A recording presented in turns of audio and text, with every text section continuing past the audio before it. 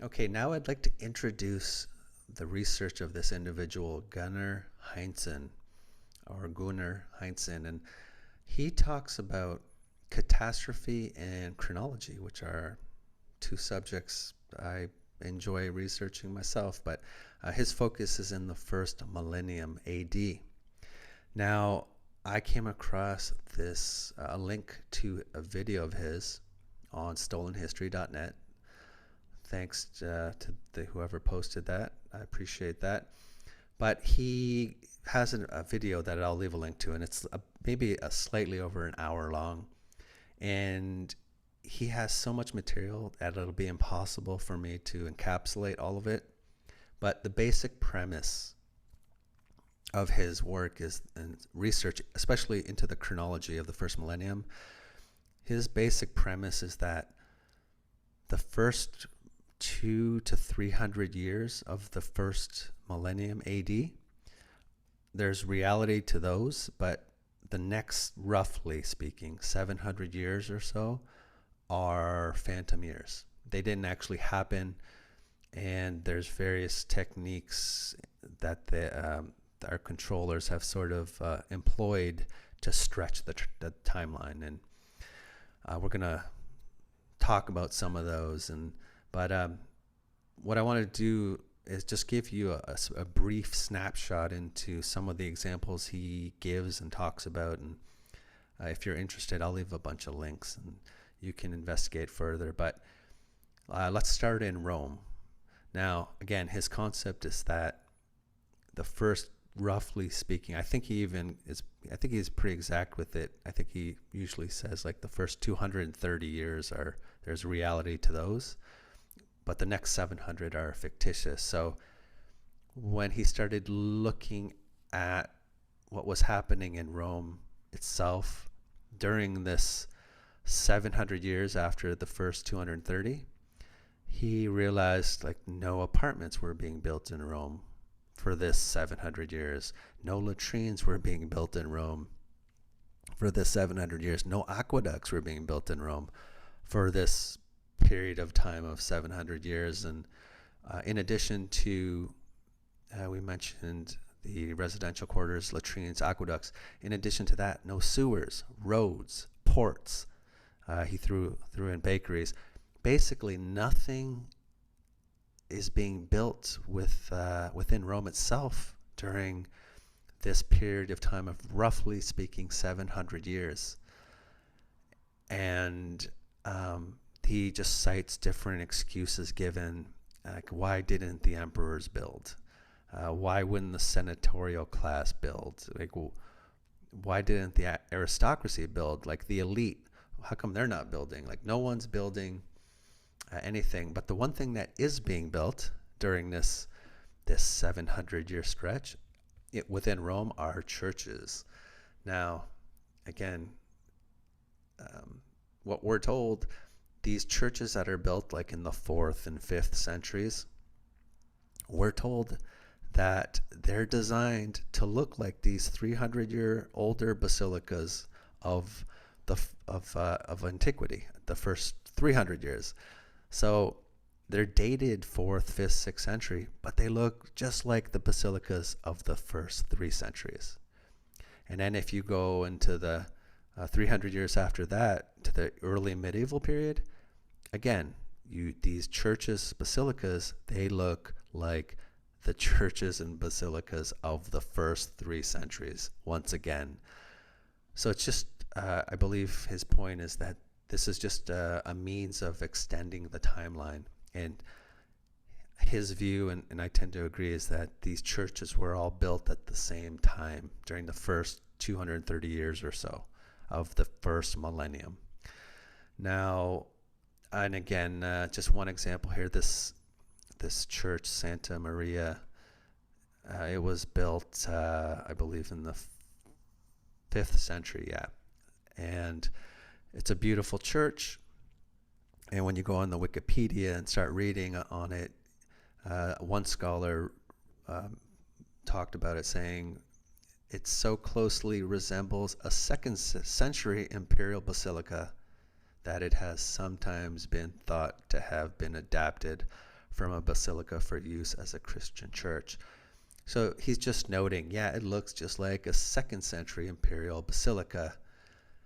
And the premise here is that the reason why it looks like that is because it was actually constructed during the first 3 centuries, the same time frame. But the controllers, they're using this dating system to add phantom years to the timeline. Now, Roman capitals, other Roman capitals are being established in the 4th and 5th centuries, we're told, and it just so happens that they're laid out and they resemble Rome in the 1st and 2nd centuries, which is interesting. And he just makes a point that, like, within these other Roman capitals that we're told are rising up, being constructed in the 4th and 5th centuries, all these buildings are also being constructed. So why is there's all this construction, just like Rome 300 years ago, but how come nobody's building anything in Rome during this period of time? Interesting point. And he's just saying that all these cities look similar because they actually exist side by side at the same time. So just another point he makes, which is valid points. Now, there are so many, I'll leave links to his website, but there's so many like PDF documents that you can open up, and he touches on all these different locations, and I'm just going to hit on maybe 2 of them, just so you could kind of get the basic pattern. And he talks about this place called Pliska, and it's in present-day Bulgaria, I believe, and it was the first, according to the narrative, it was the first Bulgarian capital between 681 and 893 AD. So in the 7th century, we're told this city was established, and according to the research he's done, it has similar layout to a Roman city and settlement. And looking at this site, there's 2nd century Roman bricks associated with it. So you have this 7th century city that has a layout of a older Roman city, and it also has building materials associated with it from the older Roman construction. But it also has this Roman style. They found a Roman style hypocaust heating system, and apparently these tunnels resemble in shape and execution Roman tunnels. But the kicker is they found these walls of these tunnels, they found a reservoir. Yes, they found a reservoir, and its walls were plastered with that Roman cement. And once again, this Roman cement. So this city was established in 681. The recipe for Roman cement, Roman concrete, was lost in like 476 or something like that. So we're talking like 200 years later in Bulgaria, they've got building material from the 2nd century Rome. They've got this, the Roman cement shows up again, which was, lost to history. So there's all these indicators that this city was actually built at during the first 3 centuries. So they're contemporary with each other. Instead of this city being from 681 AD, it's actually probably dates to the first 3 centuries AD. It was concurrent with Rome of the first 3 centuries. That's why you have the building materials, the Roman cement, that harken back to Rome. So that's an interesting point. And I just wanted to add, this is Bulgaria here, and this is where Pliska would be, and here's Constantinople down here. But there's a city called Varna, and not far from Varna, there's this stone desert. And I believe there's only 2 deserts in Europe, and this is one of them. and it's by this place called Varna. But you can see Pliska is very close. It's not that far from this stone desert. And when you look into what happens with Pliska, it comes to a terrible end. A dark gray layer strangled the urban jewel for good. So the mud basically shows up. And they say that between the 11th and 15th century, Pliska Basin was turned into a desert landscape. So I guess the idea here is this site got whatever this catastrophe was.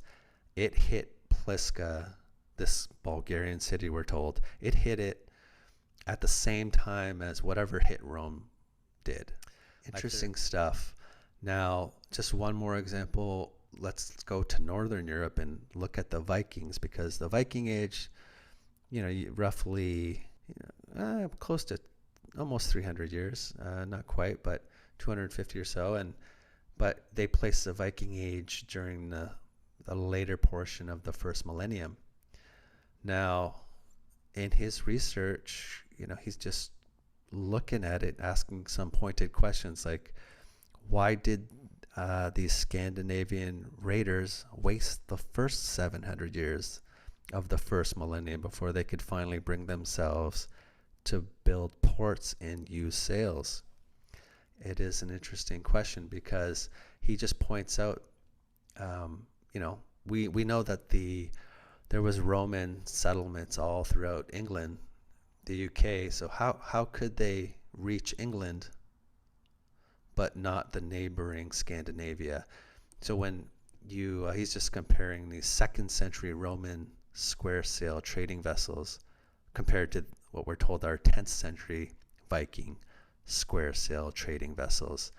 And I think the point he's getting at here is that the Vikings actually existed concurrently with the Roman Empire, Roman civilization of the first 3 centuries. Instead of being from, this period of time, roughly 250, 300 years, at the end of the millennium, they were actually they coexisted, is the point he's trying to make. And he's just comparing this 1st, 2nd century Roman, the square sail war gallery, and comparing it to what we're told is an 8th and 9th century Viking square sail war gallery. And he's saying they're similar because these people coexisted. They're running concurrently at the same time.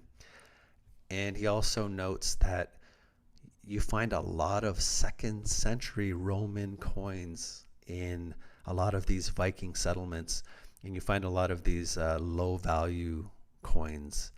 They don't have a lot of value. So the idea that they're hoarding them doesn't make a lot of sense. So I guess what he's insinuating here is the reason why you have a lot of these 2nd century coins and low value coins is because they were trading with them. They were using them because they're from that time period, as opposed to like these coins being passed down for like 700 years.